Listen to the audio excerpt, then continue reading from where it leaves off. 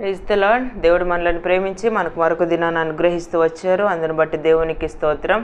ఉదయకాలము దేవుని వాగ్దానం. ద్వితీయోపదేశకాండము 28వ అధ్యాయము 8వ వచనం. నీవు చేయి ప్రయత్నములన్నిటిలోనూ నీకు దీవెన కలుగునట్లు యెహోవా ఆజ్ఞాపించును.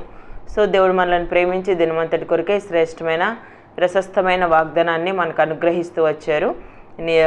నీవు చేయు ప్రయత్నములన్నిటిలోనూ నీకు దీవెన కలుగునట్లు యెహోవా ఆజ్ఞాపించును. సో ఉదయకాలం మనం చేసేటువంటి ప్రతి ప్రయత్నంలో కూడా దేవుడు దీవెన కలుగునట్లు ఆజ్ఞాపిస్తానని ఉదయకాలం వాగ్దానం చేస్తున్నాడు. సో ఎప్పుడు దేవుడు మనకి దీవెన కలుగునట్లుగా ఆజ్ఞాపిస్తాడు అని అంటే మనం 28వ అధ్యాయం మొదటి 2 వచనాలు చదివినట్లయితే, నీవు నీ దేవుడనే యెహోవా మాట శ్రద్ధగా విని నేడు నేను నీకు ఆజ్ఞాపించుచున్న ఆయన ఆజ్ఞలన్నిటిని అనుసరించి నడుచుకునే ఎడల నీ దేవుడని యెహోవా భూమి మీదనున్న సమస్త జనముల కంటే నిన్ను హెచ్చించును. నీవు నీ దేవుడని యెహోవా మాట వినిన ఎడల ఈ దీవెనలన్నీ నీ మీదకి వచ్చి నీకు ప్రాప్తించును అని రాయబడింది. ఎప్పుడైతే మనం దేవుని యొక్క మాట వింటామో వినిన ఎడల అని రాయబడుతూ వచ్చింది. దేవుని యొక్క మాట మనం వింటూ వచ్చినప్పుడు ఈ దీవెనలన్నీ కూడా మన మీదకి వచ్చి మనకు ప్రాప్తించినట్లుగా దేవుడు ఆజ్ఞాపిస్తాడనమాట ఉదయకాలం.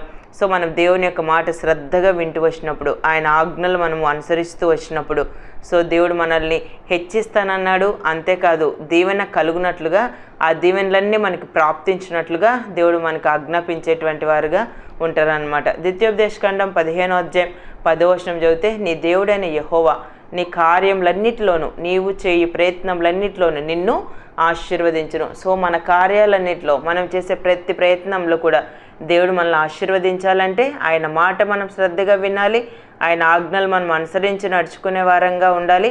అప్పుడే మనకు దీవెన కలిగినట్లుగా దేవుడు ఆ దీవెనలన్నీ మనకి ప్రాప్తించినట్లుగా మనకి ఆజ్ఞాపించేటువంటి వారుగా ఉంటారు. సో ఇక్కడ మనం చేసేటువంటి కార్యాలు, మనం చేసే ప్రయత్నాల్లో దేవుడు ఆశీర్వదించాలంటే మనం అక్కడ 15వ అధ్యాయంలో చదివినట్లయితే ఒక మాట రాయబడింది. అంటే మనం ఎవరికైనా ఏదైనా సహాయం చేస్తూ వచ్చినప్పుడు మనస్సులో కూడా విచారపడకూడదు అని ఉంటుంది అనమాట. సో మనం ఇచ్చినందుకు మనసులో కూడా మనం అనుకుంటే మనం చేసేటువంటి కార్యాల్లో, మనం చేసేటువంటి ప్రయత్నాల్లో దేవుని యొక్క ఆశీర్వాదాన్ని మనం పొందలేం. సో మనసులో కూడా విచారపడకూడదు అని అంటే మనం ఎవరికైనా సహాయం చేసినప్పుడు మనసులో కూడా మనం అనుకోకూడదు, విచారపడకూడదు.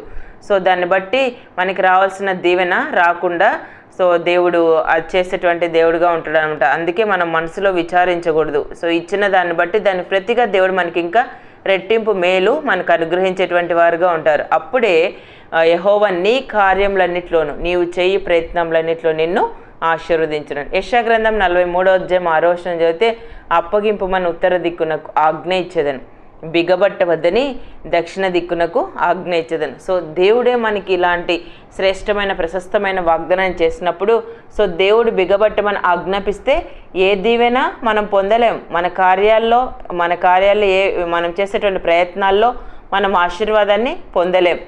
ఉదయకాలము దేవుడు బిగబట్టవద్దని దక్షిణ దిక్కునకు ఆజ్ఞ ఇచ్చేదని అంటే దేవుడు అప్పగింపమని దేవుడే ఆజ్ఞాపించే దేవుడు, బిగబట్టవద్దని దేవుడే ఆజ్ఞాపించే దేవుడు. ఇంత సజీవుడైన గొప్ప దేవుణ్ణి మనం ఉదయకాలం కలిగి ఉన్నాం. మనకి సమస్తమైన దీవెనలు మనకి దీవెన కలుగునట్లుగా దేవుడు ఆజ్ఞాపించాలి అని అంటే అది దేవుడు అనుగ్రహిస్తేనే మనం పొందగలం. అందుకే మనం ఏ సహాయం చేసినా అది ప్రభువుని బట్టి మనం చేశాము అన్న కృతజ్ఞతా భావం మనలో ఉన్నప్పుడే మనం చేసేటువంటి కార్యాలు, మనం చేసేటువంటి ప్రయత్నాలు దేవుడు ఆశీర్వదిస్తాడు. ఉదయకాలం మనం చేసేటువంటి ప్రయత్నాల్లో దేవుడు దీవెన కలుగునట్లు ఆజ్ఞాపించాలంటే ఆయన మాట మనం వినాలి. అది కూడా ఎలా వినాలంటే శ్రద్ధగా మనం వినాలి, ఆయన ఆజ్ఞలు మనం అనుసరించి నడుచుకోవాలి.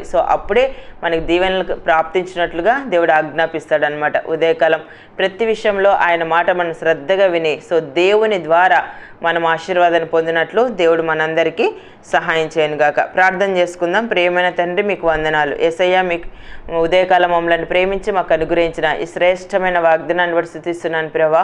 నీవు చేయి ప్రయత్నములన్నిటిలోనూ నీకు దీవెన కలుగునట్లు యెహోవా ఆజ్ఞాపించును అని సెలవిచ్చారు. ఉదయకాలం నిత్య జీవపు మాటలు వింటున్న మీ ప్రజలందరినీ కూడా జ్ఞాపకం చేసుకునండి ప్రభు. వారి జీవితంలో వారి ప్రయత్నాలన్నీ సఫలమవునట్లుగా మీరు సహాయపడుతూ రావాల్సిందిగా ప్రార్థిస్తూ యేసు ప్రభు నామమున ప్రార్థిస్తున్నాను తండ్రి. ఆమెన్.